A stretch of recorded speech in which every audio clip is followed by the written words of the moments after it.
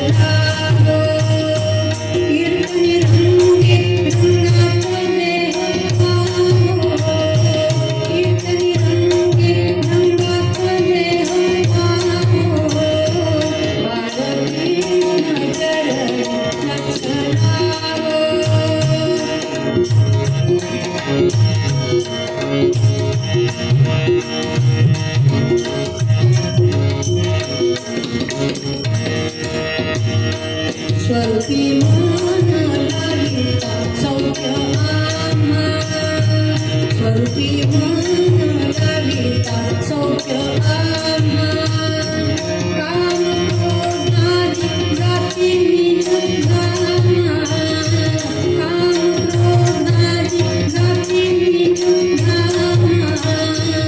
बाळकृष्ण चरण लक्ष लागो.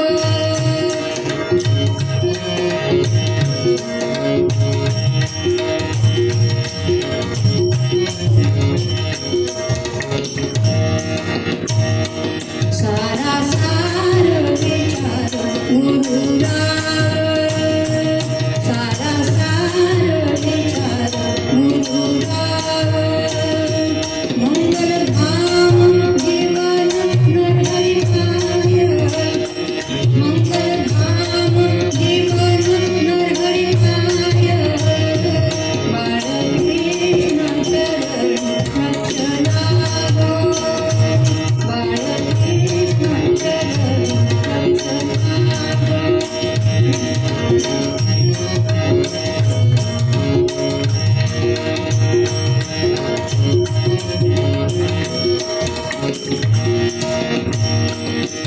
सद्गुरुचिन्मय नारायण रूप धाम, सद्गुरुचिन्मय नारायण रूप धाम, तन्मय होई मंगल प्रेमे गावो, तन्मय होई मंगल प्रेमे गावो, बाळकृष्ण चरण लक्ष लागो, बाळकृष्ण चरण लक्ष लागो, बाळकृष्ण चरण लक्ष लागो.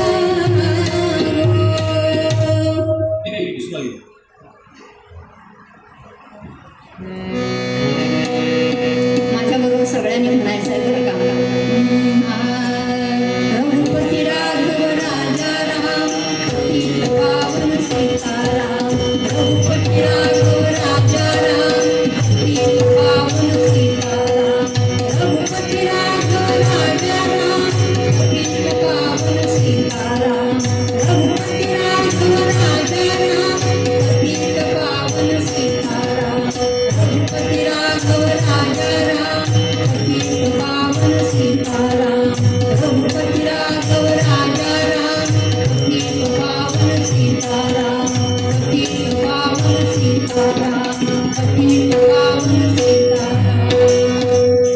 दिगंबरा दिगंबरा श्रीपाद वल्लभ दिगंबरा, दिगंबरा श्रीपाद वल्लभ दिगंबरा, दिगंबरा दिगंबरा श्रीपाद वल्लभ दिगंबरा,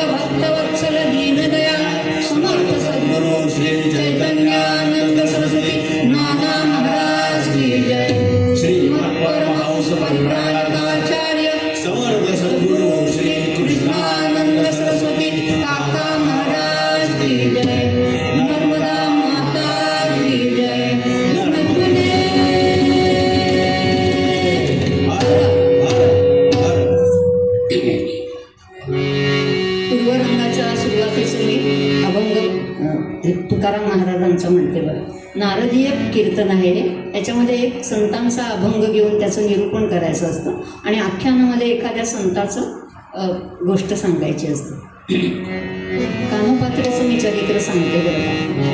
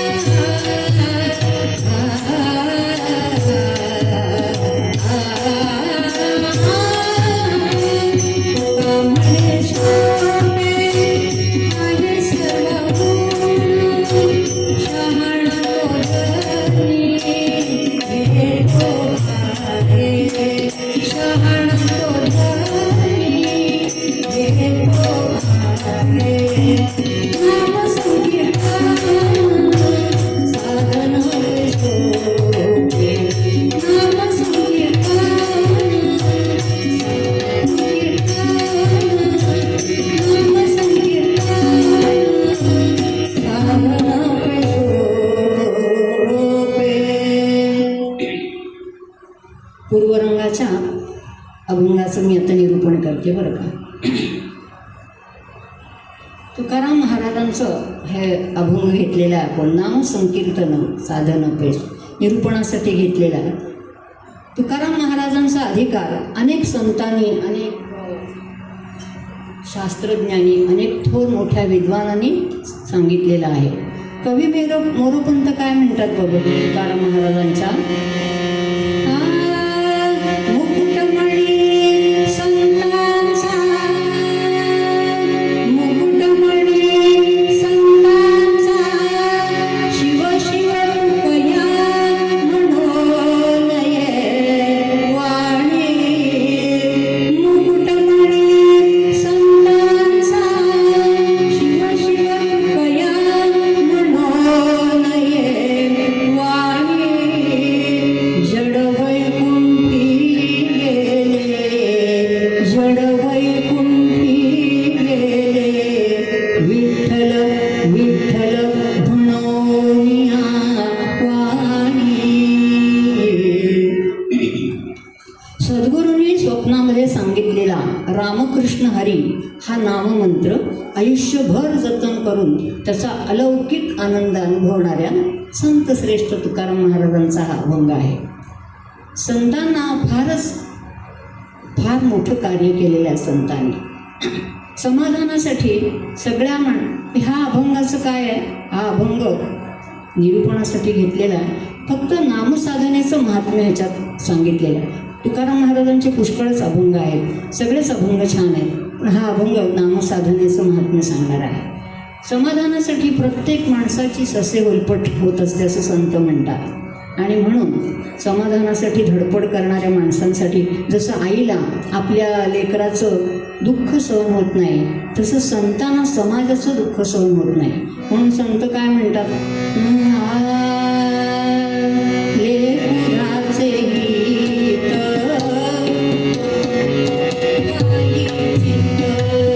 लेकराचे गीत माऊलीचे गाई चित्त, ऐशी कळवळाची जाती, ऐशी कळवळाची जाती, करी स्वार्थ मिळून प्रीती, करी स्वार्थ मिळून प्रीती, लेकराचे गीत माऊलीचे गाई चित्त, लेकराचे गीत माऊलीचे गाई चित्त.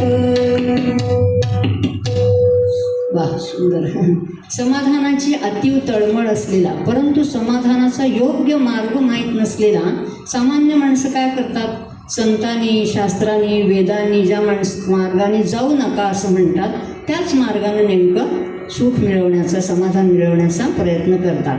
त्यांनी काय होतं की पाप पदरात पडतं, एक पाप दुसऱ्या पापाला जन्माला घालतं आणि त्यामुळे पापसंचय वाढतो आणि त्यामुळे पुनरपी जननम पुनरपी मरणम अशा दुष्ट चक्रामध्ये मनुष्य मात्राला पडावं लागतं. त्यासाठी संतांनी काय सांगितलंय की मनुष्य जन्म हा श्रेष्ठ आहे आणि मनुष्य जन्म मिळाल्यानंतर नाम हे सगळ्यात श्रेष्ठ सांगितलेलं आहे. नामाचं महात्म्य इतकं सांगितलंय की तुम्ही जर नाम सतत घेत असलात तर त्याची क्षणाक्षणाला अनुभूती येते आहे. तर नामाचं महत्त्व असं सांगताना म्हटलं की परिमाणाला जरी ते लहान वाटत असलं ना तरी परिणामाला महान आहे बरं का. एकच शब्द आहे, परिमाण आणि परिणाम. परिमाणाला जरी ते नाम लहान वाटत असलं तरी त्याचा परिणाम महान आहे आहो. म्हणून संतांनी काय सांगितलं आहे की कुठेही जावं लागत नाही हो. त्यांनी अभंगात सांगितले काय, कुठेही जाऊ नका. न लगे सायास जावे वनांतरा. तुम्ही नाम घेत असताना काही डोंगरावर जाऊन गुहेत जाऊन नाम घेतलं पाहिजे असं नाही. तुम्ही घरामध्ये नाव घेतलं तरी परमात्मा तुम्हाला शोधत शोधत घरात येतो असं तुकाराम महाराजांचं म्हणणं आहे बरं का. हाईचं बैसोनी करा एक चित्त. एका जागी बसून जर एक चित्त केलं तरीसुद्धा तुम्हाला नाम येऊ शकतं. आणि या नामासाठी दोन गोष्टींची जरूर आहे. एक तर नामाची आवड पाहिजे आणि एक एकाग्रता पाहिजे. आपल्याला सगळ्यांना काका महाराज आणि नाना महाराजांसारखे संत मिळाले, पण सगळी भाग्यवान माणसं आहात. तुम्ही सगळी भाग्यवान माणसं आहात. मागच्या जन्मीची पुण्याई लागते. संत सहज मिळत नसतात. इतकी लाखो लोक आहेत की नाही. तुम्ही एवढे जण आहात म्हणजे तुम्हाला संत मिळालेले आहेत नाही का. तर त्यांनी काय सांगितलंय तुकाराम महाराजांनी की 2 गोष्टीची गरज आहे. एक तर एकाग्रता पाहिजे मनाची आणि नामाची आवड पाहिजे. तुकाराम महाराजांनी तर रामकृष्ण हरी हा ची शपथ घेऊन सांगितले की मी तुम्हाला शपथ घेऊन सांगतो की तुम्ही नाम म्हणा. तरी त्यांच्या अनुभवाला काय आलं माहिती आहे का, ज्यांना गोडी आहे ना नामाची आणि ज्यांच्या मनाची एकाग्रता आहे तेच नेमकं नाव घेतात असं सांगितलंय. आणि त्यांनी उदाहरण दिलेलं आहे की तुम्ही जर नाव घेतलं तर तुम्ही तरुण जाल ह्या भवसागरातून. नामाचं महात्म्य त्यांनी सांगताना काय सांगितले, 3 गोष्टींची त्यांनी गरज असते. एक म्हणजे साधन, दुसरं साधन कसं करावं ते सांगितले, आणि तिसरं म्हणजे जर नाम जर घेतलं तर वेदाने काय सांगितले की तरीसुद्धा प्रायश्चित्त कर्म भोगावं लागतं. म्हणजे जसा गुन्हा एकदा केला तर त्याचं शिक्षा भोगावी लागते, तर पापकर्म केलं तर त्याचं प्रायश्चित्त वेदाने सांगितलेलं. तुकाराम महाराजांना ते मान्य नाही. त्यांचं म्हणणं असं आहे की पापाची वृत्ती ही जी ज्याच्यातनं होते त्यांनी नाम घेतल्यावरच ती वृत्ती जाईल. नुसतं प्रायश्चित्त कर्म करून पापवृत्ती बदलत नाही. जसं पापाचं बीज असलं तर ते झाड उगवणारच की नाही, तसं पापवृत्ती समूळ नाहीशी व्हायला फक्त नाम पाहिजे असं महाराजांनी म्हटले. आता साधन म्हणजे काय, तर ज्याचा अवलंब केला असता साध्य होतं. म्हणजे आता मुंबईहून पुण्याला जायचं आहे तर गाडीचं आपण साधन घेतो की नाही, तर ते गाडी म्हणजे हे साधन आहे. आता साधनासाठी त्यांनी 3 गोष्टींची गरज सांगितलेली आहे की या साधनाचं सुलभ साधनाच्या 4 गोष्टी सांगितलेल्या आहेत. एक म्हणजे सुगमता, दुसरं सुकरता, तिसरं सुरक्षितता आणि सहजता सांगितले. तर सुगम कसं आहे, तर नाव घ्यायला काय कोणी डिग्री नको आहे हो की खूप शिकलेलं असेल तरच नाव घ्यावं लागतं असं काय नाही आहे. कोणीही गरीब माणूस, कुठलाही अशिक्षित माणूस नाव घेऊ शकतो असं तुकाराम महाराज म्हणतात. म्हणजे सुगम आहे नाम, एकदम सोपं आहे घ्यायला. सुकर आहे म्हणजे कष्ट नाहीत हो कसले, देहाला कसलेच कष्ट नाही. सुरक्षित आहे, नाम घेऊन कोणाचं वाईट झालं असं आपण कधीच ऐकलं नाही, नाही का. आणि सहज आहे म्हणजे कुठेही उपलब्ध होऊ शकतं ते.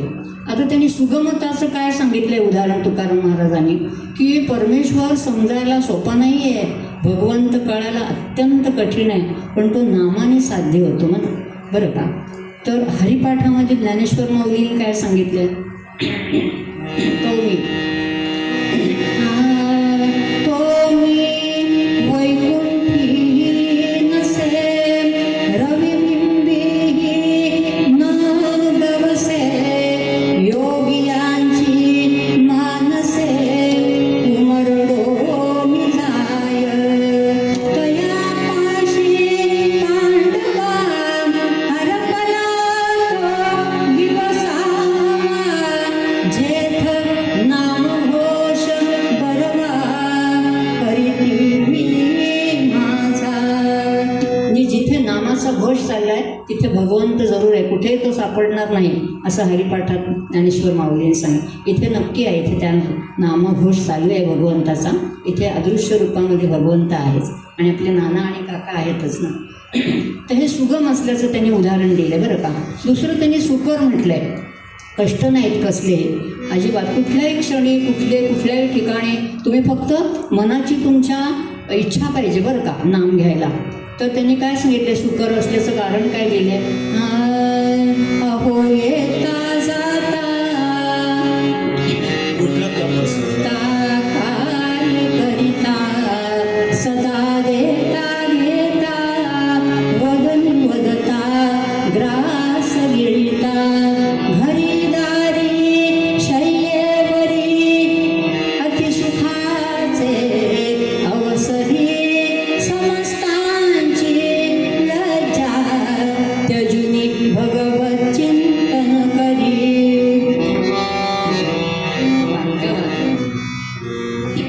आता दुसरं झालं. तिसरं आता सुरक्षितता, बरं का. सुरक्षिततेचं काय सांगितलंय की अग्नीमध्ये बघा कचरा टाकला काय आणि तूप टाकलं काय, ती आपली सत्ता दाखवतेच. तसं नाम हे सद हेतूने घेतलं काय आणि असद हेतूने घेतलं काय ते पुण्य जोडण्याकडेच जातं असं तुकाराम महाराज म्हणतात. त्याचं त्यांनी उदाहरण सांगितलं. आणि ज्ञानेश्वर माऊलीने काय सांगितलं हरिपाठामध्ये, हरी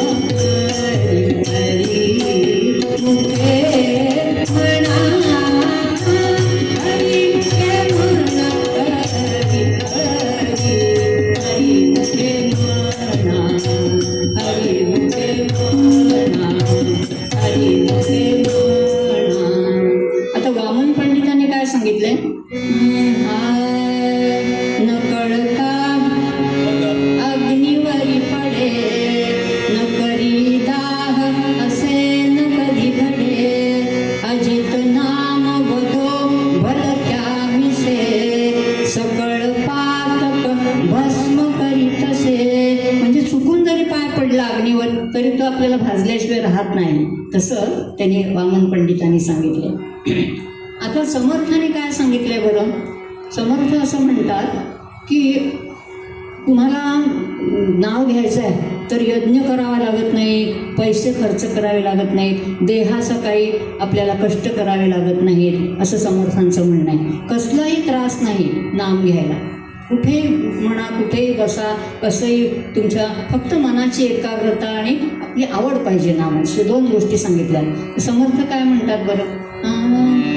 नवेसे कदा ग्रंथीचे अर्थ काही, नाम उच्चारिता दोष नाही, महाघोर संसार शत्रू जिरावा, प्रभाते मनी राम चिंतित जावा, जय जय रघुवीर समर्थ, असं समर्थाने म्हटले. आणि मोरोपंतांनी ना एक कार्य केलेली आहे, ती पण अशी छान आहे बघा. आहेत मंत्र पुष्कळ, आहेत मंत्र पुष्कळ, काय करावे सुमंत्र ते राहो, मंत्रात मंत्र उत्तम, श्रीपासुनी जात वर्ण ते राहो. तर असं हे नामाचं महात्म्य तुकाराम महाराजांनी त्यांच्या अभंगात सांगितले. आणि म्हणून मगाशी मी सांगितलं की त्यांचं म्हणणं की नामानेच सगळं माणसाला प्रत्येक क्षणाला अनुभूती येते. नाम तुम्ही घेत राहिलात ना तर परमेश्वराची अनुभूती तुम्हाला क्षणाक्षणाला येते. आणि म्हणून त्यांनी सांगितले की कितीही हे वाटलं तुम्हाला तरी गुन्हा केला तर, अपराध जर झाला तर त्याची शिक्षा असते, पण पापवृत्ती जाण्यासाठी तुकाराम महाराज म्हणतात की तुम्ही नामच घेतलं पाहिजे. आणि म्हणून पूर्वरंगामध्ये सांगितलेलं आहे की पूर्वरंग म्हणते बरं का, पूर्वात पद म्हणते, पूर्वरंग संपेल आता हे पद म्हटले.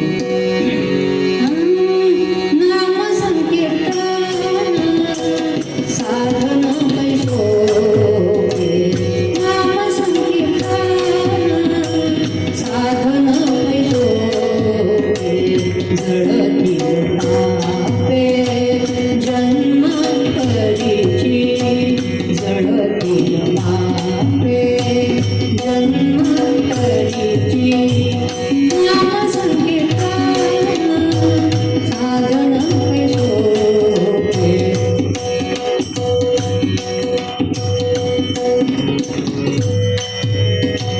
तुका म्हणे सोपे आहे सर्व गुण, तुका म्हणे सोपे आहे सर्व गुण, शहाणा तो धनी घेतो आहे, शहाणा तो धनी घेतो आहे, नाम संकीर्तन साधन पैसोपे, नाम संकीर्तन, नाम संकीर्तन, नाम संकीर्तन साधन पैसोपे. नारदीय कीर्तनातला हा पूर्व भाग संपलेला आहे. हा भाग संपला की मग थोडासा माल्यार्पण असतं. आमच्या तळेगावमध्ये पुष्कळच आहे, मावळ भागामध्ये कीर्तनाचं खूपच, म्हणून आम्ही तळेगाव निवडलं बरं का. डोंबिवलीला 50 वर्ष राहत होतो, पण कीर्तनाची मला आवड असल्यामुळे तळेगावला खूप कीर्तन करता येतात. हो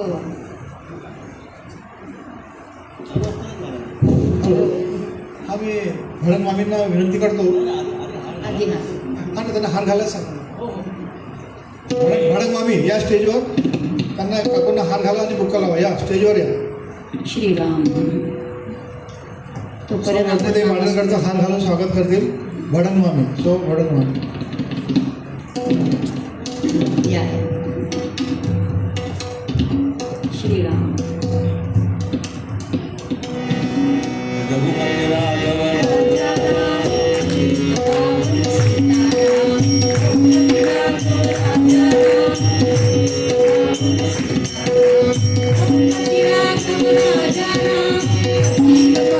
सीताराम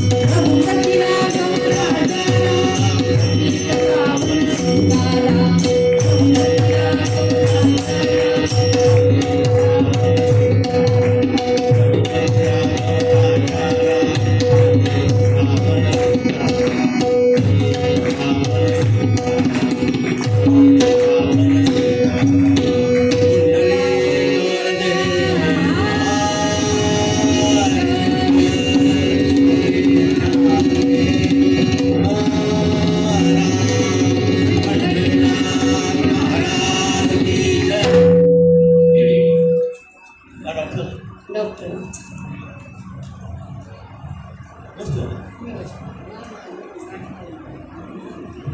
मोठा झालाय ना माझी मूर्ती केवढी तर केवढा मोठी मूर्ती आहे काकांनी आणि नानांनी. श्रीराम. नमस्कार. उपस्थित सर्व श्रोत्यांचे मी मनापासून स्वागत करतो.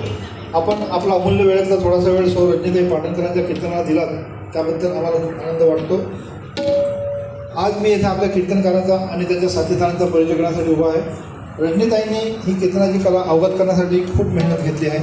ज्या वयात म्हणजे 60 किंवा 65 नंतर माणूस रिटायर होण्याचा विचार करतो, पण नेमका त्याच वयात त्या निवृत्त होण्याच्या कल्पनेला थोडीशी बगल देऊन चक्क वयाच्या 65 नंतर कीर्तन शिकायला सुरुवात केली. जिद्द आणि मेहनतीच्या जोरावर कीर्तन अलंकार ही 3 वर्षाची पदवी संपादन केली आणि तेही प्रत्येक परीक्षेत प्रथम क्रमांक मिळवून.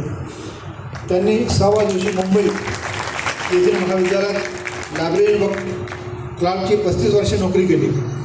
त्यांनी कोर्स बरेच केले आहेत. अर्थात हौसेपोटी त्यांनी योग शिक्षक, ॲक्युप्रेशर, रेकीचा 2 वर्षाचा कोर्स पूर्ण केला.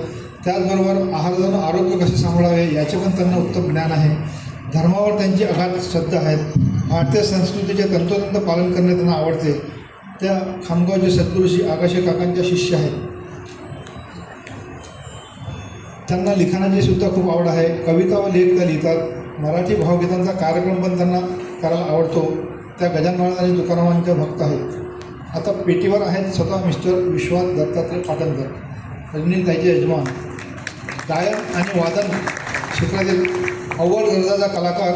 1982 साली मुंबई आकाशवाणी केंद्राची संगीत दिग्दर्शकाची परीक्षा पास आहेतच. शिवाय रवींद्र साठे, पद्मजा, फेनानी या गायकांनी त्यांची गाणी गायली आहेत. त्याचबरोबर सरा फटिंग, निष्पाप, नास्तिक इत्यादी मराठी चित्रपट संगीत देण्यास मिळाले. आकाशे काकांच्या रामगाथांना चाली लावून विदर्भात 15 प्रोग्राम झालेत. शंकर जयकिशन या प्रसिद्ध संगीतकारांच्या वाद्यवृंदात मेडोलिन, त्याशिवाय 7 ते 8 वाद्य त्यांना वाजवण्याची संधी मिळाली.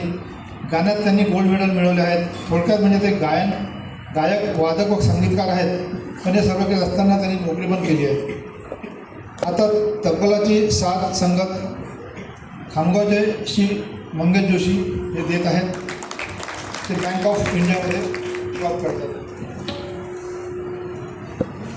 मंडळी, आपणास अजून एक परिचय करून देण्याचा मोह मला आवडत नाही. ती व्यक्ती म्हणजे खुद पाटणकरांचे सुपुत्र, गाण्यातील सर्व मिथिलेश पाटणकर. आपण सर्वांना परिचित असताना कलर्स मराठी गाण्यांच्या स्पर्धेतील उत्तम मार्गदर्शक ही आपल्या सर्वांना अभिमानाची गोष्ट आहे. त्यांनी तुमच्या काका माऊलींच्या मंगलमूर्ती विघ्नहरा यालाही संगीत दिले आहेत. तर अशा या सुपुत्राचे आईवडील आज आपली कला इथे सादर करत आहेत. आपले भाग्य आहेत.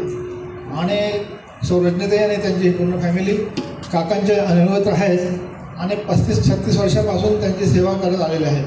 आताही करत आहेत.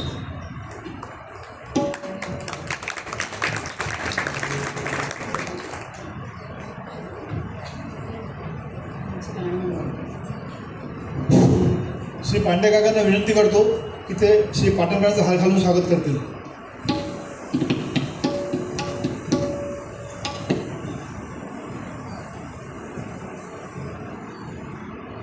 पांडे काका श्री विश्वासरावजी पाटणकर यांचा हार घालून स्वागत करतील.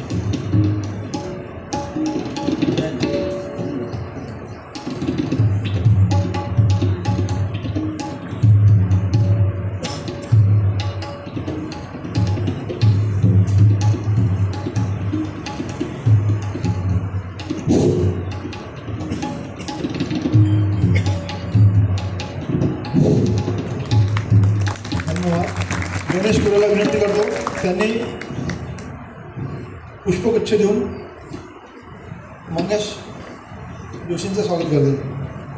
मंगेश जोशी.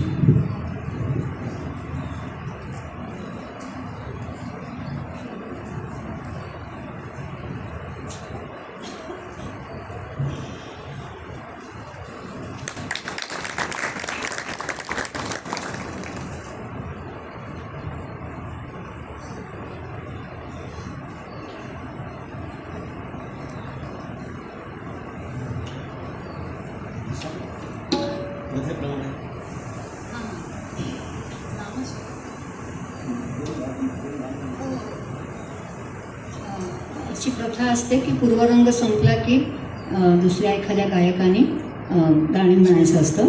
तर आपला योग इतका चांगला आहे की अजुदादांनी इतकं सुंदर काव्य केलं आहे. मागच्या आठवड्यातच आमच्या घरी पाठवलं तळेगावला आणि पाटणकरांनी लगेच चाल लावली त्याला. ते काव्य सादर करतात गाणं आणि दुसरं एक गाणं, 2 गाणी सादर करतात. मग मी उत्तर रंग म्हणेन बरं का. काही एक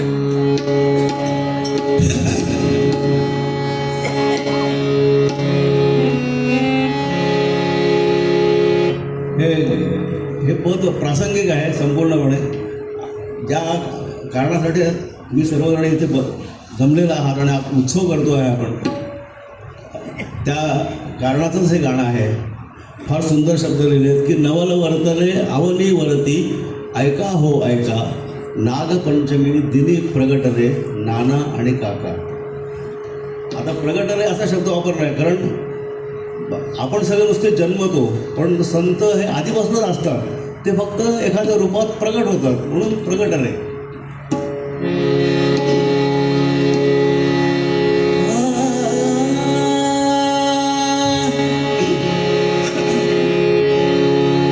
इतका वेळ तुम्ही गोड आवाजात कीर्तन ऐकताय. आता माझा आवाज थोडा वेळ सहन करा फक्त. नवल वर्तले अवनी वरती ऐका हो ऐका, नवल वर्तले अवनी वरती ऐका हो ऐका, नागपंचमी दिनी प्रगटले नाना आणि काका, नागपंचमी दिनी प्रगटले नाना आणि काका, नवल वर्तले अवनी वरती ऐका हो ऐका, नवल वर्तले अवनी वरती ऐका हो ऐका, नागपंचमी दिनी प्रगटले नाना आणि काका, नागपंचमी दिनी प्रगटले नाना आणि काका.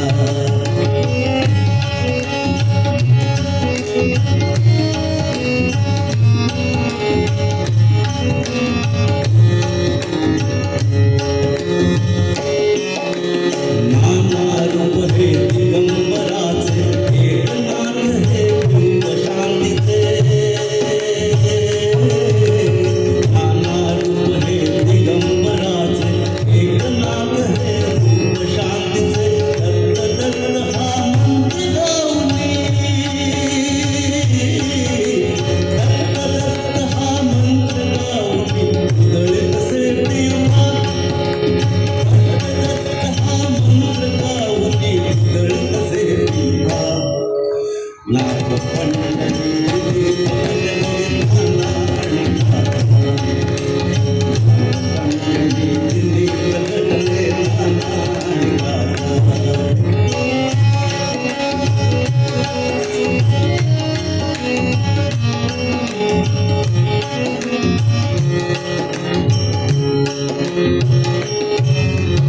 आकारूप हे श्रीकृष्णाचे, शिष्योत्तम हे गुरुनानाचे. आकारूप हे श्रीकृष्णाचे, शिष्योत्तम हे गुरुनानाचे. नाना नाम देऊन हाती,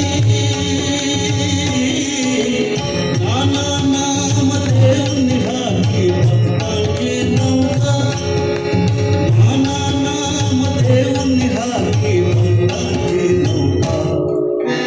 नागपंचमी दिनी प्रगटले नाना आणि काका, नागपंचमी दिनी प्रगटले नाना आणि काका.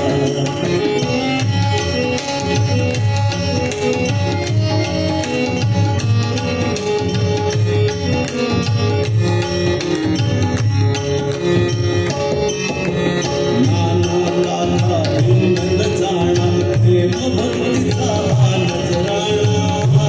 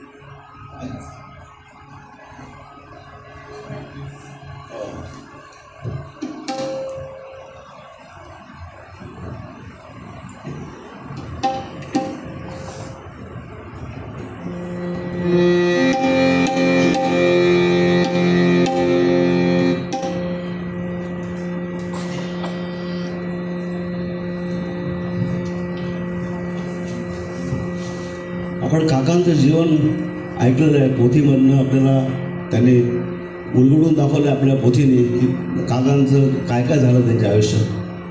त्यातली एक अत्यंत महत्त्वाची घटना म्हणजे त्यांची दीक्षा. त्याला नाना महाराजांची दीक्षा मिळाली.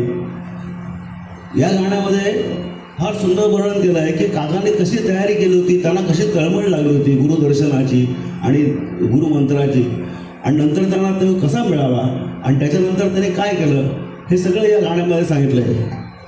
हे सुद्धा गाणं अजय दादांनी लिहिलेलं आहे आणि हे आपण रेकॉर्ड पण केलेलं आहे. एखाद्या वेळी तुमच्याकडे पोचला असेल पुन्हा एकदा मी पोस्ट करेन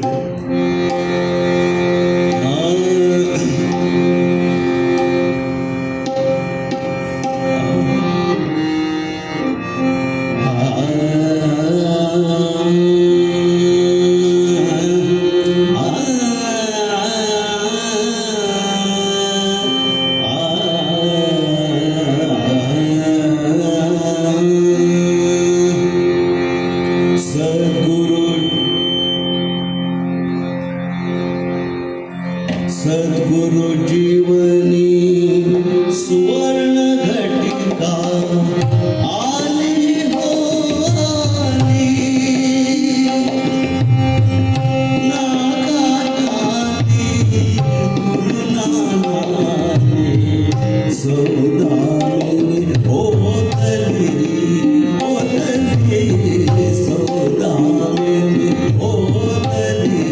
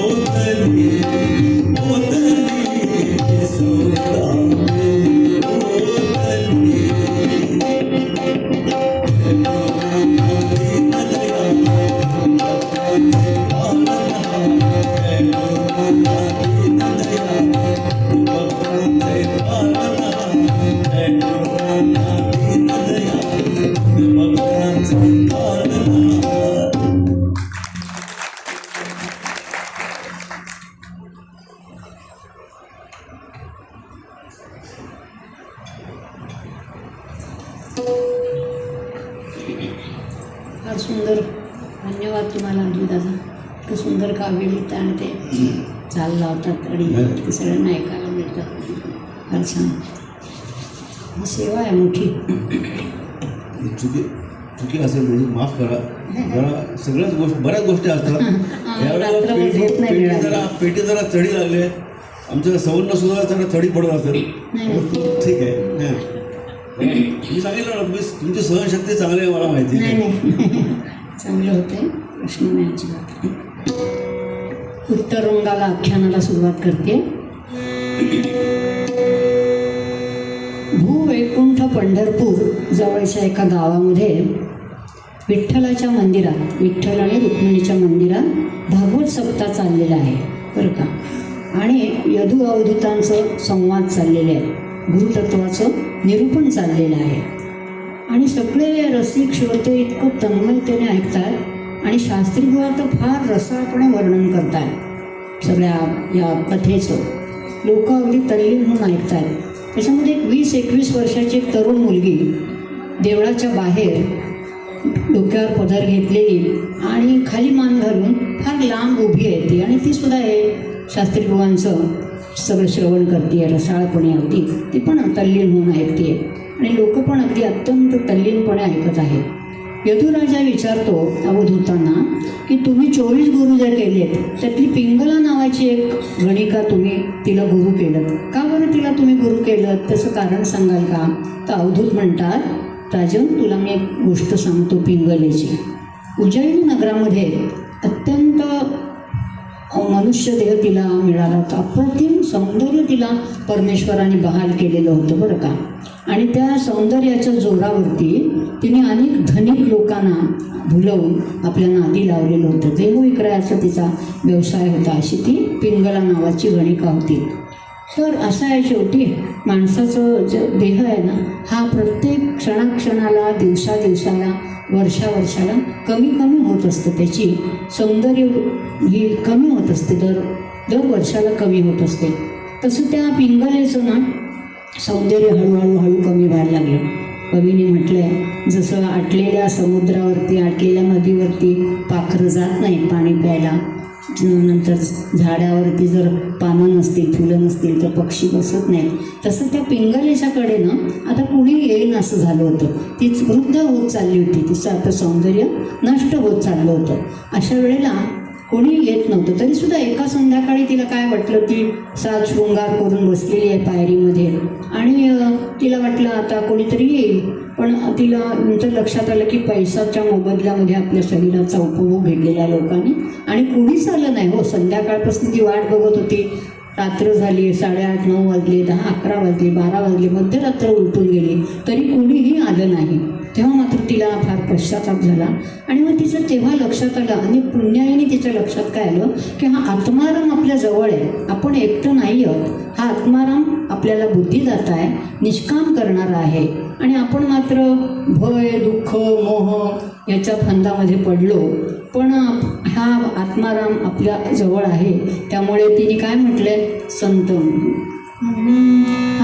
संतम समीपम रमणं रतिप्रदं वित्तं प्रदं नित्यमीमं विहाय अकामदं दुःखभयादिशोकं मोहं प्रदं तुच्छमदं भजे ज्ञान. तिने असं सांगितलंय की ह्या पुराण पुरुषांच्या जर सहवासात मी पडले असते तेव्हा माझ्या आयुष्याचं सोनं झालं असतं. मी परपुरुषांच्या सहवासात गेले त्यामुळे मी ह्या मोहात पडले आणि माझं हे आयुष्य असं झालं. परंतु तिला वेळेवरती भान आलं आणि ती अधिक वर्षांच्या पुण्याईने पूर्वी जन्माच्या पुण्याईने तिला कळलं की आपला आत्माराम आपल्या जवळ आहे, बुद्धिदाता आहे, निष्काम करणार आहे आपल्याला आणि सुख देणार आहे. आणि म्हणून तिला ना एकाएकी वैराग्य आलं. इतकं वैराग्य आलं की ती भगवंताच्या नामात रंगून गेली. सतत ती भगवंताचं गुणगान करायला लागली, भगवंताच्या नामात रंगून गेली. आणि त्यामुळे परमेश्वराने काय केलं तिला वैकुंठात स्थान दिलं. हो वैकुंठातच स्थान दिलं. तर असं ताबडतोब वैराग्य येणं हा तिचा गुण अवधूतांना आवडला आणि म्हणून 24 गुरूंपैकी पिंगलेला त्यांनी 24व्या गुरुमध्ये स्थान दिलेलं आहे. तर ही सगळी कथा त्या मी मगाशी म्हटलं ना की देवळाच्या बाहेर 20-21 वर्षाची मुलगी ऐकत होती ती कथा. तिच्या लक्षात आलं की आपल्यालाही असं पिंगलेसारखं अप्रतिम सौंदर्य दिलेलं आहे, पण आपल्या आईने तर आपल्याला समजायच्या आतच या नरकात लोटलेलं आहे. आणि मग त्यामुळे जर तिने परमेश्वराला मनापासून हाक मारली आणि मनापासून जर ती नामस्मरण केलं आणि परमेश्वराचं सतत मनापासून जर ध्यास घेतला, तर तिला जसं परमेश्वराने वैकुंठात स्थान दिलेलं आहे, तसं मी पण जर परमेश्वराचं सतत आराधना केली, सतत त्याचं नामस्मरण केलं, तर मला का बरं नाही करणार परमेश्वर, मला का वैकुंठात स्थान देणार नाही, अशी ती मुलगी आहे. त्या मुलीचं वर्णन असं केलं आहे. भूमी सुत परिघाते, भूमी सुत परिघाते, हीन कुळी जन्मने स्वजन्माला. भूमी सुत परिघाते, हीन कुळी जन्मने स्वजन्माला. पावन केले कैसे, पावन केले कैसे, ऐका चरितास भक्त प्रेम. हरे हरे राम राम राम राम, हरे हरे राम राम राम राम, सीतापदे राम राम. तिने ते पुराण ऐकलेलं होतं, तिचं मन इतकं एकाग्र झालं होतं. एकाग्र मनाचा समर्थाने काय सांगितलं माहिती आहे का? क्रिया पालटे तात्काळ. जर आपण एखादी गोष्ट एकचित्ताने केली तर मनावर त्याचा चांगला परिणाम होतो. तसं तिच्या मनावर परिणाम होऊन तिला ते सुचलेलं आहे आणि म्हणून तिला यन्नाम श्रवण होता. बरं का? यन्नाम श्रवण होता, यन्नाम श्रवण होता, वाटे संतोष साधू संतांस. यन्नाम श्रवण होता, वाटे संतोष साधू संतांस.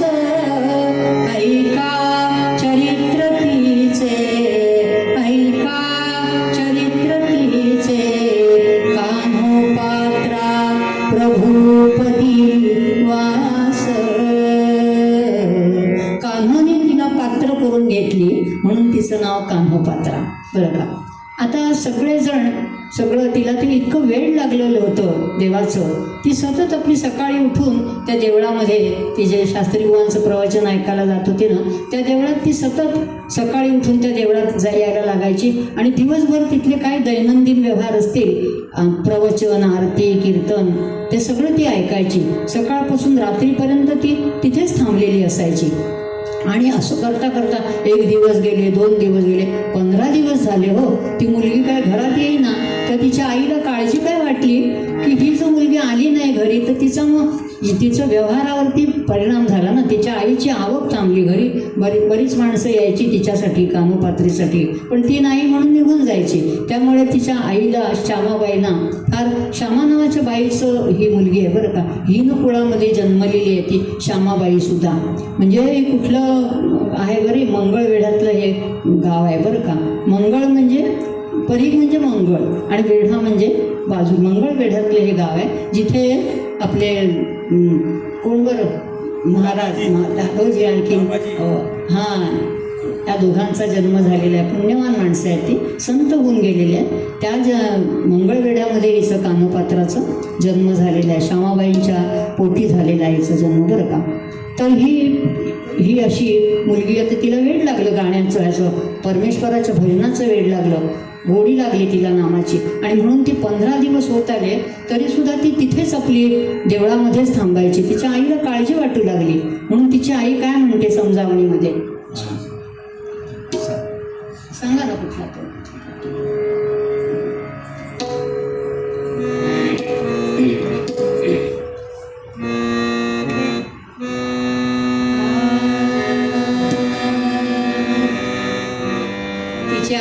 समजवण्याच्या सुरात सांगत होती बरं का.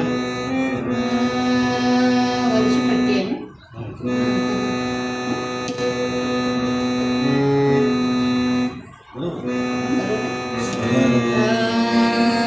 स्वधर्म आपुला ऐक कन्यके, स्वधर्म आपुला ऐक कन्यके, देह विकावा असा नाटरी, द्रव्य लाभ घे कसा नाटरी, द्रव्य लाभ घे कसा. पापन सेया मध्ये जाण तू, पापन सेया मध्ये जाण तू, उलवी आल्या नरा नातरी, धर्मद्रोह करा नातरी, धर्मद्रोह करा. भगवान सुंदरा म्हणून तू, भगवान सुंदरा म्हणून तू, येतील जगपती घरा नेतिते, विपुल द्रव्य आसरा नेतिते, विपुल द्रव्य आसरा. सोड छंद तू जाऊन तो मंदिरा, मंदिरा येथेच राहुनी सुखविठाल्या नरा, आल्या नरा. तेनेच होय तुझ द्रव्य लाभ घे करा,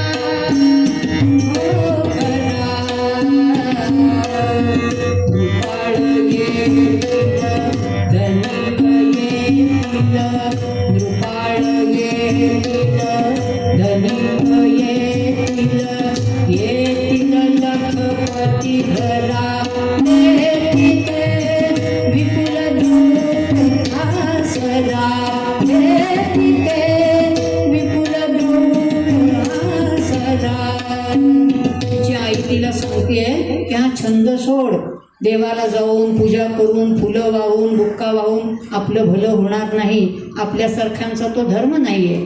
तू जाऊ नकोस, असं आपल्याला पैसे कसे मिळणार, आणि आपला आपला आपला हा धर्मच नाही आहे, तू जाऊ नकोस देवळामध्ये.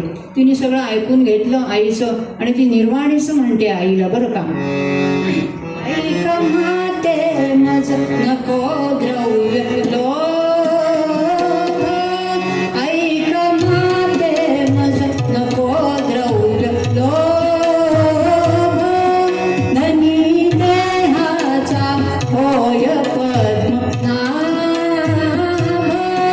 धनी देहाचा होय पद्मनाभ,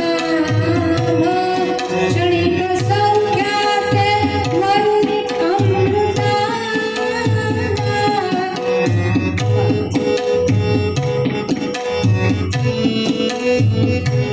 दूर करणे हा पाप धर्म झाला, दूर करणे हा पाप धर्म झाला. काय म्हणते आईला की माझं ऐक तू, माझा देहाचा धनी कोण आहे? विठ्ठल, आणि परमात्मा विठ्ठलच आहे. मी हे तू सांगतेस हे करणार नाही अजिबात. माझ्या देहाचा एकच धनी आहे रुक्मिणी आणि विठ्ठल. मला तू हे सांगतेस ते पटत नाही. मी काय तुझ्या तू सांगतेस तसं करणार नाही. त्यामुळे काय व्हायला लागलं, दोघींची एकमेकींची भांडणं व्हायला लागली, वाद व्हायला लागली, एकमेकी दोघींना टाळायला लागले. ती आली देवळातनं की ही तेच विचारायची की तू सोडून दे हे आणि तू घरामध्ये थांब. ती म्हणायची मी घरात थांबणार नाही, मी तिकडेच जाईन, देवळामध्येच जाईन. असं दोघींचा फार वाद व्हायला लागला. आणि मग ती मनापासून देवाचं चिंतन करायला लागली, मनापासून नामस्मरण करायला लागली आणि सतत परमेश्वराला सांगायला लागली की मला ह्या नरकातनं तू सोडव बाबा, मला काही हे आवडत नाही आहे, मला नरकातनं सोडव. आणि खूप आराधना केल्यावर, खूप परमेश्वराचं चिंतन केल्यावरती असा एक प्रसंग घडला की तिला त्या नरकातनं सुटण्याची वेळ आली बरं का. प्रसंग असा घडला की पूर्वी बघा वारकरी लोक जातात की नाही वारीला, तर जिथे जिथे ज्या गावांमध्ये पंढरपूर विठ्ठलाचं मंदिर असतं ना, विठोबाचं रखमाईचं, तिथे थांबतात, ते आराम करतात, विश्रांती घेतात आणि मग पुढच्या ह्याला वारीला चालू होतात. तर अशा वेळेला ह्या मंगळवेढ्यामध्ये एक विठ्ठलाचं देऊळ आहे, तिथे ही सगळी वारकरी मंडळी आलेली आहे बरं का, आणि त्या पटांगणामध्ये सगळी थांबलेली आहे. त्या लोकांचं सगळं आन्निक उरकलेली आहे, पूजा अर्चा उरकलेली आहे. आणि एक त्यातला जो वारकरी आहे तो संत श्रेष्ठ नामदेवांचा अभंग गातोय, उभं राहून टाळ वाजवून. बाकीचे सुद्धा सगळे टाळ वाजवत आहेत, पेटी वाजवत आहेत, त्यांच्याजवळ सगळं साहित्य असतं. वारकरी तुम्हाला माहिती आहे, यावर्षी 15 लाख लोक गेले होते. केवढं मोठं चमत्कार आहे हा. 7 जशी आश्चर्य आहेत त्याचं माझ्या मते हे पण आश्चर्यच आहे. अहो, इतकी लोक जातात आणि इतकं छानपैकी दर्शन घेतात, त्यांचा भाव किती छान आहे.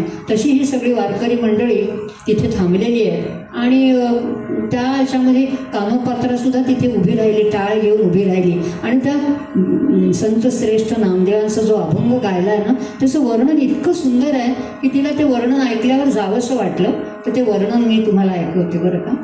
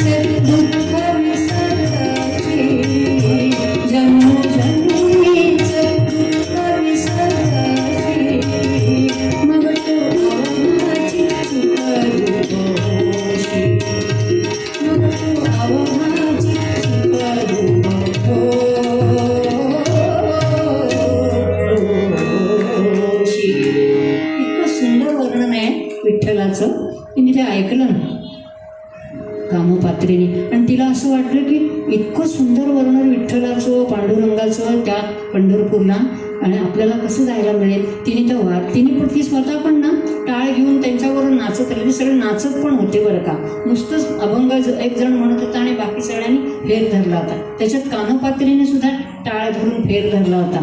आणि तिला हा अनुभव ना एक क्षणभर असा अमृतमय अनुभव आला, म्हणजे तिला विष्णुमय जगत दिसलं. आणि तिला असं वाटलं की हा अनुभव जाऊच नाही, सतत ह्याच अनुभवात राहावं. आणि म्हणून तिने काय केलं, त्यांना विचारलं वारकऱ्यांना, तुम्ही सगळे जाणार आहात ना पंढरपूरला, तर मी तुमच्याबरोबर येऊ शकते का. तर ते एक वारकरी म्हणाला, हे बघा, जो मनुष्य जन्म घेतलेला आहे ना त्याचा जन्मसिद्ध हक्क आहे, त्याला नामस्मरण करायला, पांडुरंगाचं दर्शन घ्यायला कोणाचीही परवानगी लागत नाही.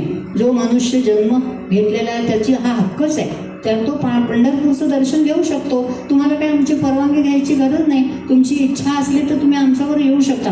तिला इतका आनंद झाला की आपल्याला हे म्हणजे तिला सोबत मिळाली ना इथपर्यंत. आणि मंगळवेढ हा ते पंढरपूर अंतर असं आहे की सकाळी जर चालायला सुरुवात केली तर संध्याकाळपर्यंत चालत पोचता येतं. तर तिला फार आनंद झाला त्या वारकऱ्यांनी सांगितल्यावरती की तुम्ही येऊ शकता आमच्यावर. दुसऱ्या दिवशी सकाळी ते सगळे लोक निघणार होते. ती इतकी आनंदात घरी गेली आणि तिने ठरवलं की आईला सांगायचं नाही. आईला जर सांगितलं तर अजिबात ती जाऊ देणार नाही. पण ती आनंदात घरी गेली, नेहमीप्रमाणे रात्री झोपली आणि पहाटे लवकर उठून तिने स्नान केलं. आणि ती कशी निघाली असेल की एक पोलकं आणखीन एक नऊवारी साडी अशी काखेमध्ये घेतल्यावर त्याच्या आईला कळलं पण नाही. आपण निघतो परवा असायला तर काय काय घेतो नाही का, बॅटरी घेतो, नंतर मोबाईल घेतो, किती तयारी करतो. तिने एक ब्लाऊज आणखीन एक साडी घेतली पिशवी आणि काखेमध्ये घेतलं, ते तिच्या आईला कळलंच नाही. आणि ती निघाली आणि त्यांच्याबरोबर पंढरपूरला सगळ्या वारकऱ्यांबरोबर निघालेली आहे. तिला इतका आनंद झाला, दिवसभर भजन करत करत ती निघालेली आहे. आणखीन कसं वर्णन केलं आहे कवीने, अरुणोदयाशी पक्षी जाती स्वातंत्र्य सौख्य भोगाया, तैशा परी निघाली संतांसंगे प्रभूस भेटाया. जसं पहाट झाली की घरट्यामधले पक्षी चिमण्या कसे आभाळामध्ये कुणाच्या परवानगीशिवाय एकदम छान आनंदात जातात, तशी ही त्या नरकातनं सुटलेलीच आहे. आणि तशी ती वारकऱ्यांबरोबर तसं उदाहरण दिलेलं आहे कवीने की अरुणोदयाशी पक्षी तसं ही सुटलेली आहे तिथनं. आणि ती इतक्या आनंदामध्ये त्या वारकऱ्यांबरोबर निघाली आहे. दिवसभर टाळ भजन करीत चालत चालत चालत ती गेलेली आहे बरं का.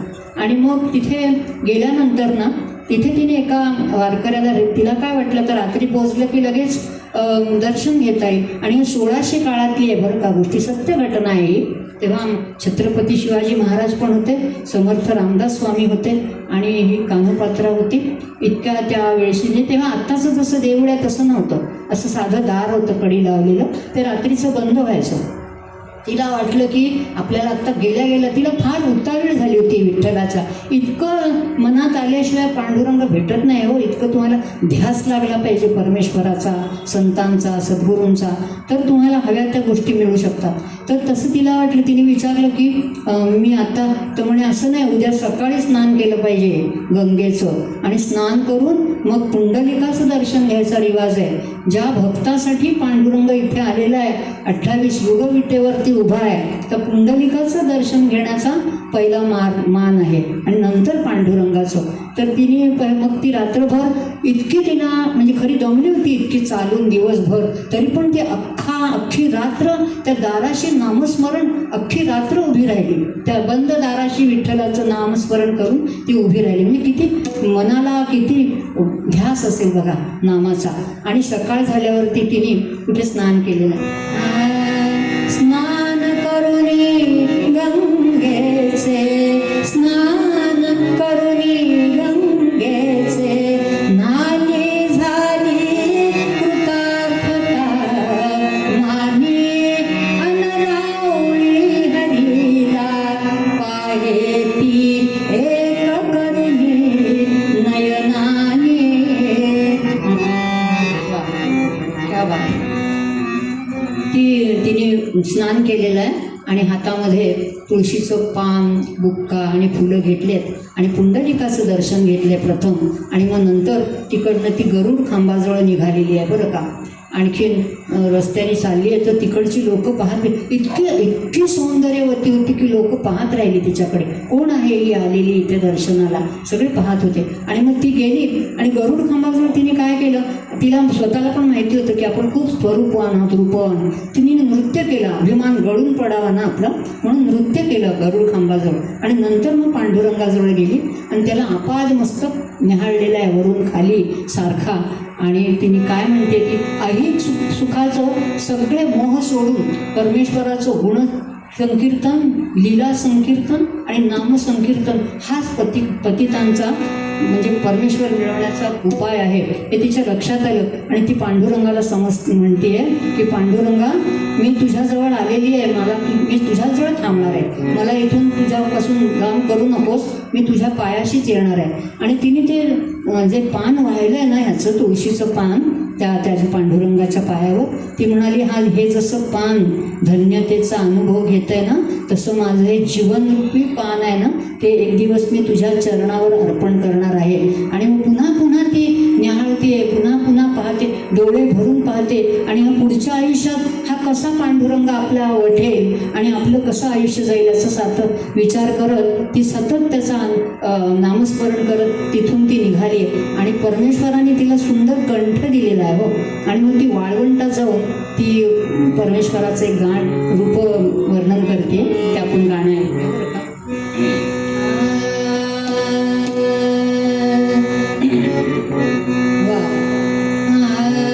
अनाथांच्या नाथा पतित पावना, अनाथांच्या नाथा पतित पावना, देवाला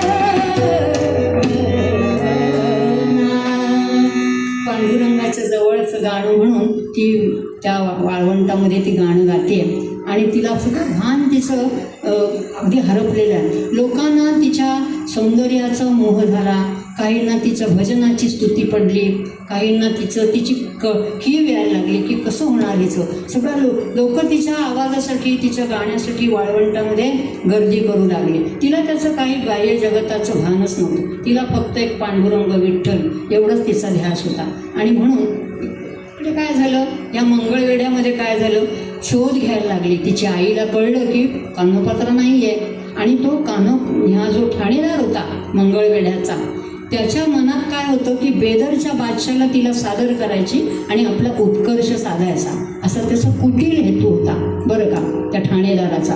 त्यामुळे तो पण चिंतेत पडला.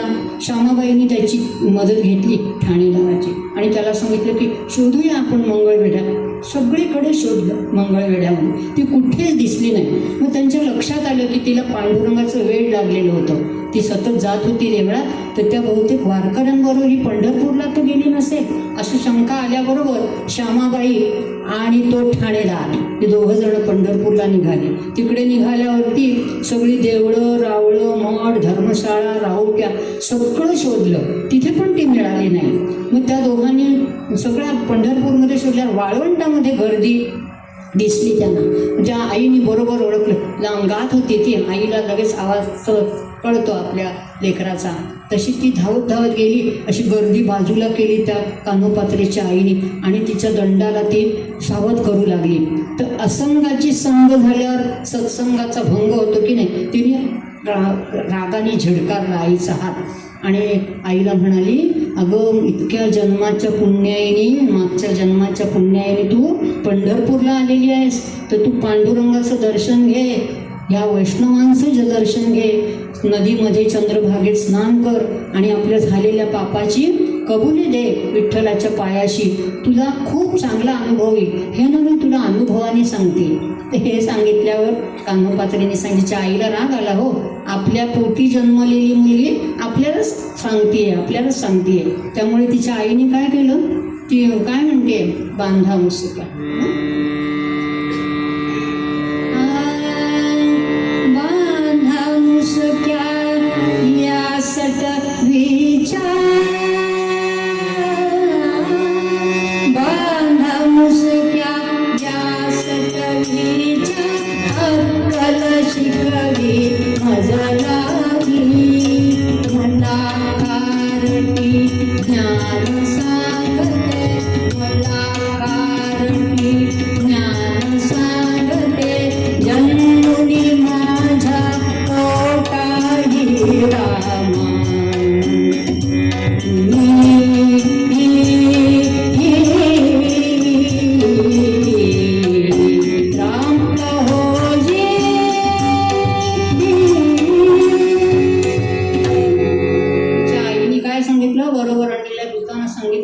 तुम्ही बघता काय, हिचे हातपाय बांधा, ही मलाच शिकवते, माझ्या पोटी जन्माला आले, मला सांगते त्या पांडुरंगाचं दर्शन घे, आपल्या बापाची कबुली कर आणि वैष्णवांचं दर्शन घे, गंगे स्नान कर, मलाच सांगते.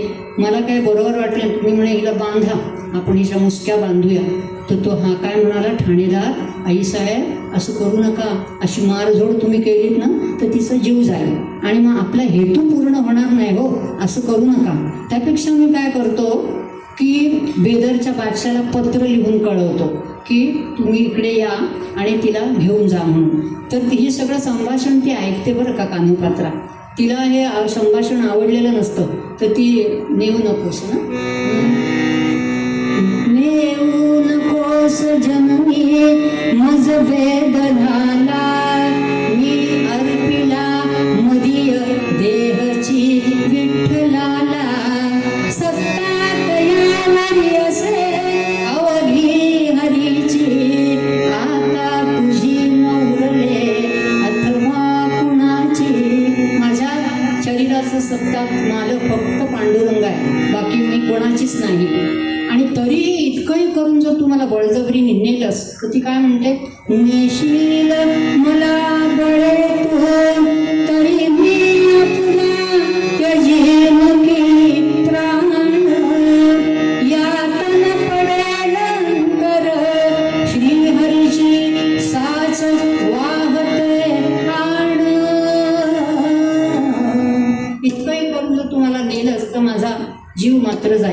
तरीसुद्धा ठाणेदार ठरवतो की आपण ह्या बेदरच्या बादशाला पत्रच लिहायचं. तो त्या काय पत्रात लिहितो? शशिवदना चारुगात्रा बहुमानी कान्होकात्रा भूपती.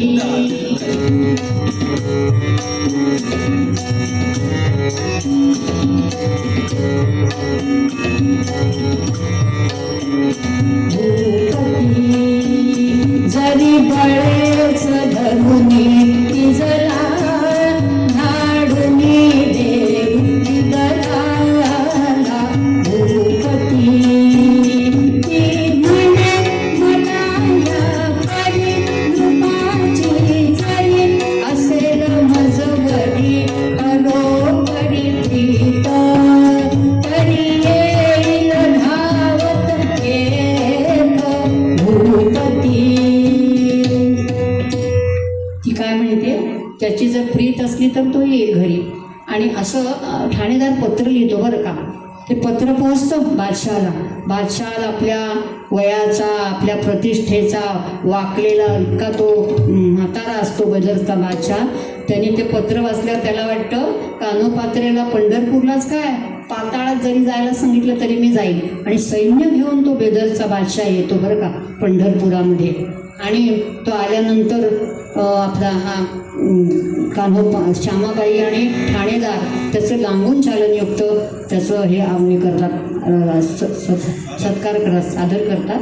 आणि त्याला सांगतात तो उभा राहतो, येतो तो अगदी त्याचा कसलाही म्हणजे विचार करत नाही अवस्थेचा, आपल्या वयाचा, इतका दमलेला, भाकलेला, वाकलेला तो बादशाह येतो. आणि पाहतो तर तो उभा राहतो आणि हिला पाहतो कान्होपात्रेला. इतकी अप्रतिम सुंदर असते ती. तो म्हणतो यदि तुम मेरे साथ चलोगी तो मैं तुम्हें बेगम बनाऊंगा. बादशाह म्हणतो. त्याचे ते शब्द ऐकले विखाऱ्यासारखे आणि तिच्या कानाला असं हे वाटतं की आणि त्याची ती नजर तिला कान्होपात्रेला वाटतं असा हा जो मला घ्यायला आलेला आहे आपल्याला धरणे दुभंगून आता आत घेईल तर बरं असं कान्होपात्रेला वाटतं. आणि मग तिला समजतं की आपल्याला ह्यातून सोडवणारा कोणीच नाही दुसरा, एकमेव पांडुरंग. आणि म्हणून ती पांडुरंगाचं, परमेश्वराचं आराधना करते. आणि काय म्हणते? ससैन्य ससैन्य नृप पाहुने बहुत होयती घाबरी म्हणे जगती कोण तो मजता बळे सावरी अगा पतित पावना यदुवरा नमेच्या वरा कृपाळू जणी होणे मजसी ते प्रभो आसरा.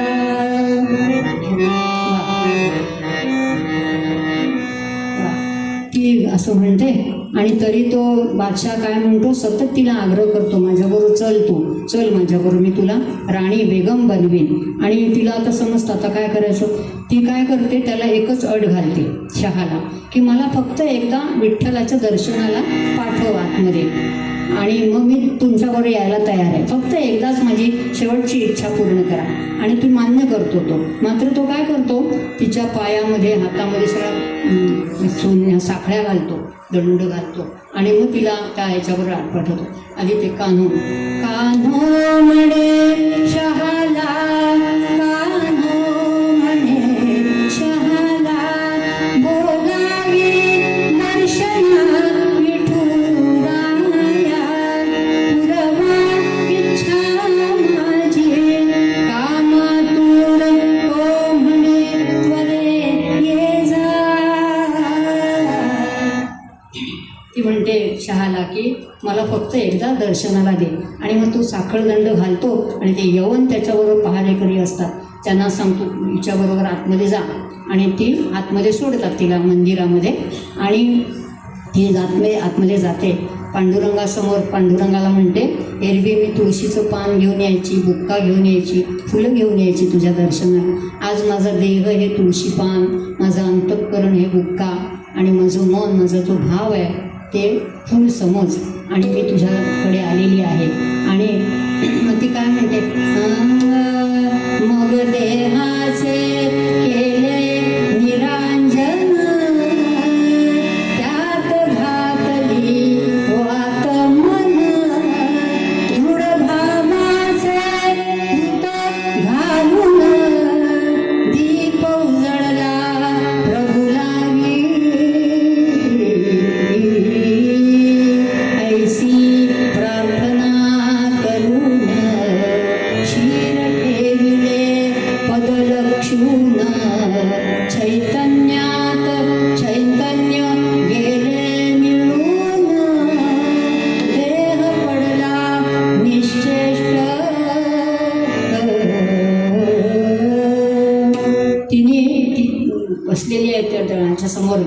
देवाच्या समोर तिने देह आपला तिथे ठेवलेला आहे. पहारेकरी म्हणतात, यवन पहारेकरी अजून का येत नाही, अजून का बाहेर येत नाही. राजाला सांगतात की अजून किती वेळ झाला ती बाहेर येत नाही आहे. राजाला राग येतो, तो आधीच तलवार घेऊन बाहेर उभाच असतो. आणि नंतर मग ते यवन आधी पहारेकरी आतमध्ये जातात. ती इकडे तिकडे शोधतात, ती कुठे दिसतच नाही. तिथल्या पुजाऱ्याला दम देतात की तू कुठे लपवून ठेवलीस का कानोपात्रेला. तो म्हणतो नाही बाबा मी नाही लपवली. आणि मग खूप पुढे येतात ते, तेव्हा त्यांना ती दिसते की तिथे कान्होपात्रा डोकं टेकून लांब पाय करून तिथे झोपलेली आहे. आणि मग ते पहारेकरी जाऊन बाहेर सांगतात राजाला की कान्होपात्रा आहे आतमध्ये. आणि मग राजाला राग येतो, तो आतमध्ये येतो ना अशी तलवार काढतो म्यानातनं आणि तिच्यावर अशी उगारणार रागाने. तेवढ्यात राजाचे केस कोणीतरी ओढतंय असं त्याला भास होतो. तर हे केस ओढणारं कुणी नसतं, विठ्ठलाने हे कर्म केलेलं असतं. आणि मग त्याला काय दाखवतो विठ्ठल, कुठे दाखवतो कान्होपात्रेची जागा कुठे आहे. तर ती जागा विठ्ठलाच्या हृदयामध्ये त्याला बादशाला ती दिसते. आणि ती काय म्हणते, त्याला बादशाला कशी दिसते ती काय म्हणते,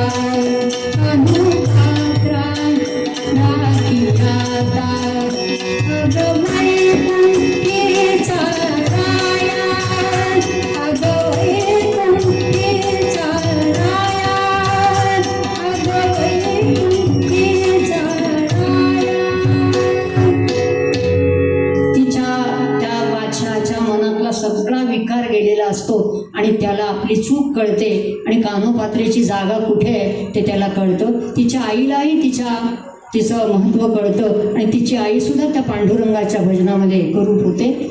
बादशाला सुद्धा तिची महती कळते आणि मग बादशाह तिच्यावर अग्निसंस्कार करतो. पंढरपूरला एक दक्षिण द्वारामध्ये तो अग्निसंस्कार करतो बादशाह तिचे. आणि त्याचे झाड उगवतंय, त्या झाडाला तरटीचं झाड असं म्हणतात. त्याच्या खाली एक तिची पितळेची मूर्ती आहे, त्या मूर्तीवरती ते झाड उगवलेलं आहे. ही 1600तली गोष्ट आहे बरं का. झाड आता खूप मोठं आहे, त्याला पारंब्या वगैरे लागलेल्या. दक्षिण द्वारामध्ये तुम्ही प्रदक्षिणा घालताना त्या झाडाचं दर्शन होतं. आणि मग त्याला कळतं की कान्होपात्रेची जागा कुठे आहे. आणि मग तोही पांडुरंगाच्या भजनाला लागतो, वेळच लागतं त्याला, तोही लागतो. तिच्या आईलाही तिचं कळतं. आणि म्हणूनच ते कान्होपात्रेने जे सांगितले की मनुष्य जन्मामध्ये जर तुम्हाला एकदा मनुष्य जन्म मिळाला तर नामाशिवाय काहीही गती नाही आहे. नामस्मरण करा आणि मनुष्य जन्म सार्थक करा. आणि म्हणून पहिला जो अभंग आहे तुकाराम महाराजांचा तो भैरवीतली म्हणते आणि मग कीर्तन संपते. त्याच्या आधी मी माझे यजमान पाटणकर त्यांची मी खूप आभार का मानते की मी त्यांच्यामुळे इथे उभी राहू शकते. हो, नाही तर घरामध्ये दररोज कोण जाणार शिकायला तिकडे बाहेर कामं सोडून. तर त्यांचे आभार मानते, ते माझं खूप बसवून घेतात. आणि मंगेशला मला असं वाटतं उचलून पुण्याला न्यावं. त्याच्या इतकं तबला वाजवणारं कोणी नाही. माझ्या तळेगावमध्ये मी कीर्तनं करते ना, याचा तबला कानातच असतो, इतका सुंदर हात आहे. तसंच हा श्रीपाद आहे ना, यांनी माझं कोणाचं बरं पैठणला जे मी सुनीताचं काय ना सुनीता असं सुमती म्हणून ते एक मी आख्यान केलं. इतकं सुंदर श्रीपादने तबला वाजवला. कुठलं गाव ते आजीदादा? हां, शेगाव. शेलापूर तिथे श्रीपादने त्याचे मी आभार मानते. मंगेशचे आभार मानते. आणि त्याला असं वाटतं पुण्यात नोकरी मिळावी, आमच्या तळेगावमध्ये माझ्या सगळ्या कीर्तनाला वाजवायला यावं. तर ह्या सगळ्यांचे मी आभार मानलेच पाहिजे. त्यांच्यामुळे मी इथे उभी राहू शकते. आपण सगळ्यांनी माझं कीर्तन ऐकलं तर आमचे आपलेही आभार मानते आणि मी माझं कीर्तन संपवते. धन्यवाद. आणि मी भैरवीत ते पहिले पद आहे ते भैरवीत म्हणते.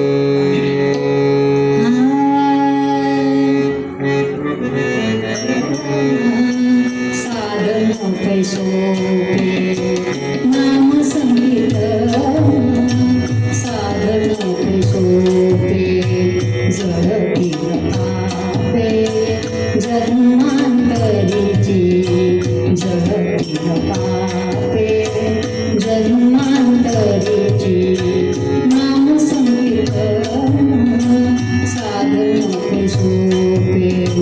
तुला म्हणे सापे आहे सर्व गुण, तुला म्हणे सापे आहे सर्व गुण. शहाणा तो धनी घेतो आणि, शहाणा तो धनी घेतो आणि. नाम संकीर्तन, नाम संकीर्तन, नाम संकीर्तन साधन पैसो. आपल्या सर्व श्रोत्यांचे मी मनापासून आभार मानते. धन्यवाद. कीर्तनाच्या प्रथेप्रमाणे एक आरती होईल. आतमध्ये आरती धरू शकता तुम्ही. सगळे मिळून म्हणूया. सगळे तुम्ही सगळ्यांनी म्हटले तरी चालेल बरं का. वाचा शुद्धी होते. श्रीराम. हे दिवा लावतात का? दिवा लावतात. अच्छा अच्छा.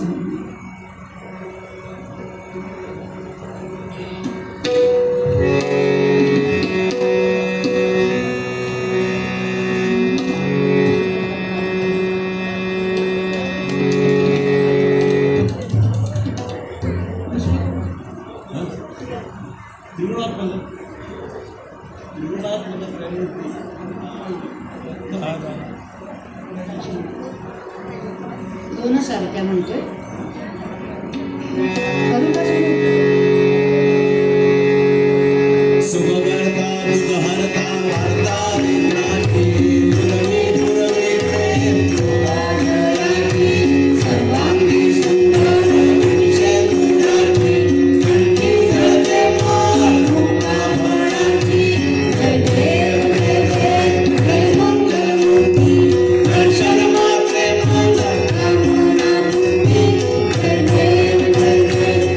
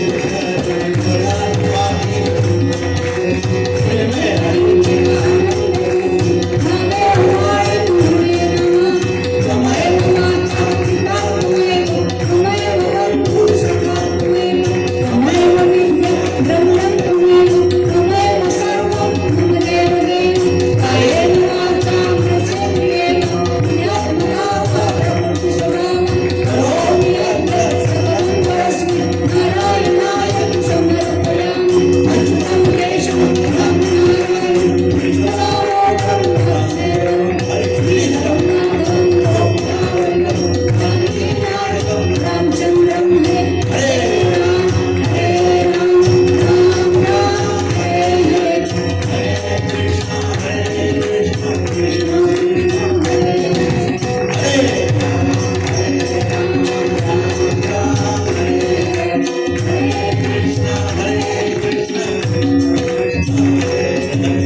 मंगलमूर्ती अद्भुत चिंतन. अवधूत चिंतन श्री गुरुदेव दत्त.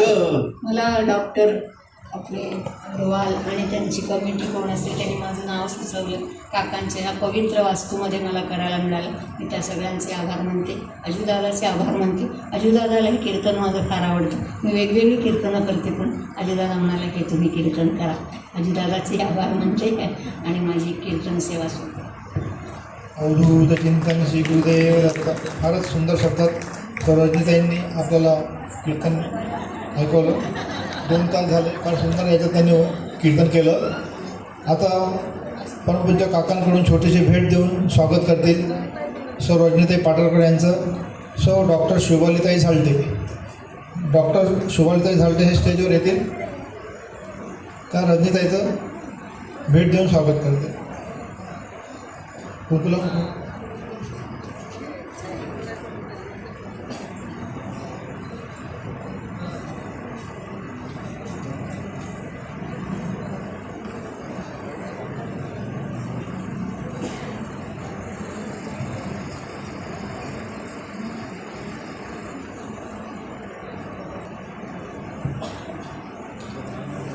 त्यानंतर श्री विश्वासरावजी पाटणकर यांचं श्री हरिओम काळे स्वागत करतील अशी त्यांना विनंती.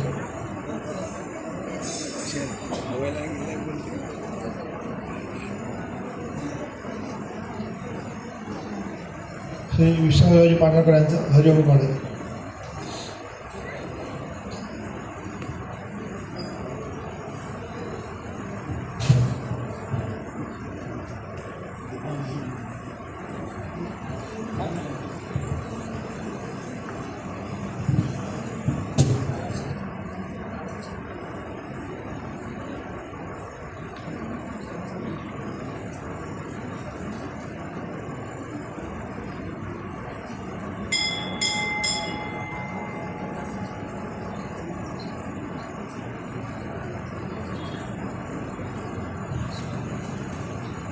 अवधूत चिंतन श्री गुरुदेव दत्त. तबला वादक मंगेशजी जोशी, मुकुंदा जुनगळे हे स्वागत करते. मुकुंदा जुनगळे. तबला वादक श्री मंगेशजी जोशी.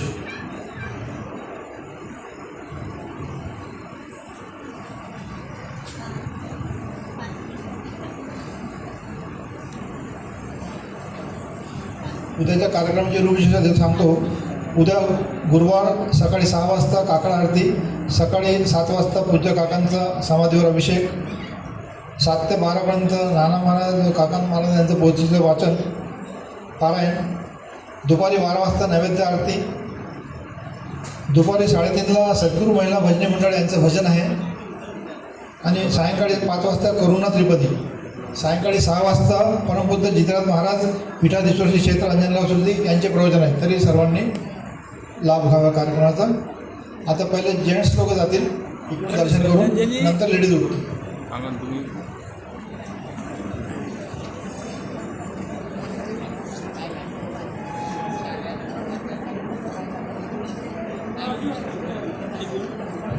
हां, 1-2 मिनटं थांबून द्या.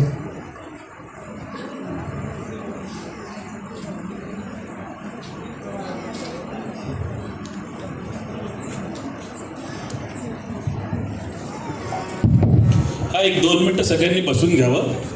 2 मिनटं फक्त सगळ्यांनी बसून घ्या. आज एक विशेष असं हे आहे, याच्या निमित्ताने आपल्या सगळ्यांशी मी बोलायला उभा आहे. आणि महत्त्वाची गोष्ट म्हणजे अशी की आपल्या परिवारातर्फे, आपला काका परिवार जो आहे, या काका परिवारातर्फे आपल्या ज्या संवेदना आहे, या संवेदना पोचणं आज अत्यंत आवश्यक आहे. आज सकाळी सगळ्यांना माहिती आहे, आपल्या खामगावमध्ये आध्यात्मिक क्षेत्रामधलं एक अतिशय संतत्व पावलेलं असं व्यक्तिमत्व श्रीमती ताई बापट या ज्या आहेत.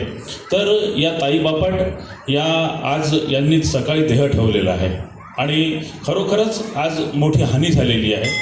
आणि त्यांची आणि काकांची जी ओळख आहे, तर साधारणतः काका इंदोरला असताना 81मध्ये नानांनी काकांना आज्ञा दिली होती की तुम्ही एक 5-7 महिने जे आहे हे 5-6 महिने तुम्ही विदर्भामध्ये जा म्हणून.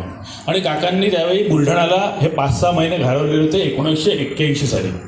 त्यावेळी या ताई बापट ज्या होत्या, या ताई बापट तिथे बुलढाण्याला राहत होत्या आणि त्यावेळी काकांचा आणि त्यांची पहिली भेट, पहिला परिचय झालेला होता. ताई बापटांचा अधिकारचा खूप मोठा होता. त्यांचं चरित्र प्रकाशित व्हायचं राहिलेलं आहे, चरित्र लिखाणाचं कार्य सुरू आहे. सो मेघा पांडे म्हणून जे आहे तर ते चरित्र लिखाण त्यांचं करत आहेत. आपल्या कोणाला जर काही अनुभव असतील तर आपण त्यांच्यापर्यंत देऊ शकतो. तर त्यांचं फक्त एक प्रसंग सांगतो त्यांच्या चरित्राचा, मी जो वाचलेला आहे त्याच्यामधला, की त्यांना लग्न झालं, घरी भरपूर मला वाटतं काहीतरी 4-5 नंदा वगैरे होत्या, जास्त असतील पण 4-5 नंदा होत्या ज्या लग्न त्यांचं व्हायचं राहिलेलं होतं. आणि यांचं गोंदवलेकर महाराजांच्या परंपरेमधल्या गजानन महाराज जे होते, गजानन महाराजांच्या यांना शेगावचे गजानन महाराज, तर यांचा पूर्ण कृपा त्यांची होती त्यांच्यावर. आणि त्या भगवत चिंतनामध्ये, नामस्मरणामध्ये अतिशय रममाण होत होत्या. असंच एकदा त्या सकाळची वेळ होती, काहीतरी 10:30-11 वाजले असतील आणि त्या रामनामाच्या जपासाठी म्हणून तिथे गेलेल्या होत्या. साधारणतः 12 झाले असतील. नंदा वाट पाहत होत्या. आता नंदा भाऊजांचं नातं माहिती आहे सगळ्यांना. नंदा वाट पाहत होत्या की आता ही आल्यानंतर हिची आपण चांगली अगदी जिरवू म्हणून, की सगळं घरामध्ये स्वयंपाक राहिलेला आहे, सगळं राहिलेलं आहे, कसं काय म्हणून. त्या आल्या 12-12:30ला त्या आल्या आणि आल्यानंतर त्यांनाही माहिती होतं की आपल्या घरी स्वयंपाक राहिलेला आहे, सगळं राहिलेलं आहे म्हणून. त्यांनी जशा फाटकामधून त्या यायला लागल्या तशा नंदा अगदी पदर खोचून होत्याच तयार की आपण हिला म्हणून आता किती वेळ झाला काय म्हणून. परंतु हा चमत्कार म्हणा किंवा काय म्हणा, तर त्यांनी जसं फाटक उघडलं आणि त्या आत यायला लागल्या, तर त्यावेळी त्यांच्याबरोबर त्या ताईंबरोबर त्यांना प्रत्यक्ष त्या दोन्ही नंदांना गजानन महाराज दिसले चालताना. आणि त्या नंदा तिथेच बिलकुल त्यांचे जे मनसुबे होते ते मनसुबे हेऊन गेले. नंतर घरात गेल्यावर ताईंनी सांगितलं म्हणे लगेच आता मी स्वयंपाक करते म्हणे आणि लगेच वाढते सगळ्यांना म्हणे. आतमध्ये गेल्या तर आतमध्ये संपूर्ण स्वयंपाक झालेला होता. ही प्रत्यक्ष घडलेली घटना आहे त्यांच्याच्यात. असंच 1993-94मध्ये ज्यावेळी एकदा आम्ही तिथे काकांबरोबर 2-3दा बुलढाण्याला गेलो होतो, कारण 81मध्ये ते तिथं राहत होत्या आणि काकांचा आणि त्यांचा त्यावेळी परिचय झालेला होता. आणि काकांचे एक पुराणिक नावाचे अनुग्रहित होते, त्यांच्या मिसेस त्यांनी या ताईंचा अनुग्रह घेतलेला होता. त्याच्यामुळे ताई तिथे आल्या की त्या आम्हाला वगैरे बोलवायच्या नेहमी. एकदा असंच आम्ही काकांबरोबर गेलेलो होतो आणि मग त्या सगळ्या भक्त मंडळींनी म्हटलं काकांना की काका आमची अशी इच्छा आहे की बा तुम्ही ताईंची आरती लिहावी म्हणून. काकांनी लगेच 2 मिनिटामध्ये ताईंची आरती लिहून दिली आणि मग ती ताईंना दाखवली. त्यावेळी ताईंचं एक वाक्य होतं, म्हणजे काकांचाही आपला अधिकार किती मोठा आहे हे लक्षात येईल. त्यावेळी ताईंचं एक वाक्य होतं म्हणे ही नाथाघरची उलटी घूम झालेली आहे म्हणे. मग सगळ्यांनी विचारलं भक्तांनी की कसं काय म्हणून, तर म्हणे गंमत अशी आहे म्हणे की एखाद्या सेवकाने सद्गुरूंची आरती लिहायची असते, भगवंताची आरती लिहायची असते. इथे उलटं झालं आहे म्हणे. काकांनी म्हणजे प्रत्यक्ष सद्गुरूंनी, प्रत्यक्ष भगवंतांनी माझी सेवकाची आरती लिहिलेली आहे म्हणे. म्हणजे एवढं त्यांनी त्या काकांना मानत होत्या. तर ही साधारणतः 93-94ची गोष्ट आहे. त्याच्यानंतर काका इथे राहायला आले. त्यांची प्रत्यक्ष जरी त्यानंतर भेटी झाल्या नसल्या तरी पण तशा अप्रत्यक्षपणे त्यांच्या भेटी निश्चितपणे होतच होत्या. आणि म्हणून आज आपल्या काका परिवाराकडून आपण त्यांना एक भावपूर्ण श्रद्धांजली अर्पण करूया. आणि एक फक्त 5 वेळा सगळेजण, भरपूर जण बसलेले आहे आपण, त्याच्यामुळे एक 5 वेळा आपण श्रीराम जयराम जय जयराम म्हणूया. आणि त्यांना निश्चितपणे सद्गती नाहीत, त्या वैकुंठामध्येच गेलेल्या आहेत. परंतु आपण एक काका परिवाराच्या वतीने म्हणून त्यांच्यासाठी एक 5 वेळा श्रीराम जयराम जय जयराम म्हणूया. श्रीराम जय राम जय जय राम, श्रीराम जय राम जय जय राम, श्रीराम जय राम जय जय राम, श्रीराम जय राम जय जय राम, श्रीराम जय राम जय जय राम. अवधूत चिंतन श्री गुरुदेव दत्त.